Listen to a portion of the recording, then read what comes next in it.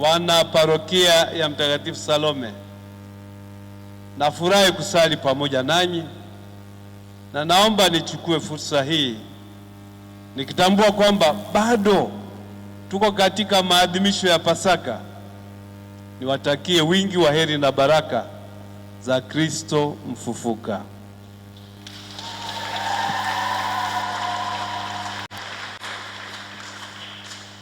Leo tunapoweka jiwe la msingi la nyumba yenu ya mapadre, tunafanya kazi ambayo ni kazi ya Mungu. Ninawaalika mutekeleze kazi hiyo mkitambua fundisho la Zaburi ya 127 ambayo nasema hivi: Bwana asipoijenga nyumba, mjenzi anajisumbua bure. Bwana asipoulinda mji, mlinzi anakesha bure.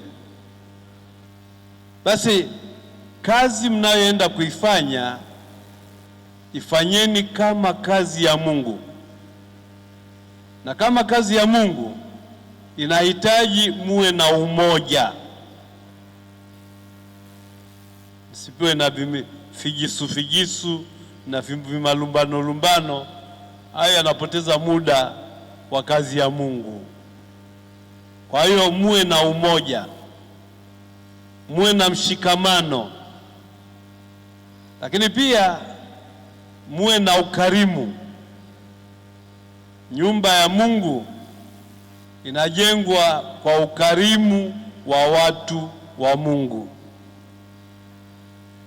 na nyumba ya mapadre Salome itajengwa na ukarimu wa wazungu au wa Italiano au wa Wahindi. Mekuwa bubu Itajengwa na ukarimu wa nani? Sisi wenyewe, au kama mko wa pale mtasema pipi wenyewe. Ni fifi wenyewe. Basi msiogope kuwa wakarimu, kwa sababu sijaona mtu aliyefukarika kwa kuwa mkarimu kwa Mungu. After all, msikusahau kwamba chochote mlicho nacho, hata ninyi wenyewe, ni mali ya nani? Ya Mungu. Basi nawatakieni kazi njema, itekelezeke na ifane katika muda unaofaa.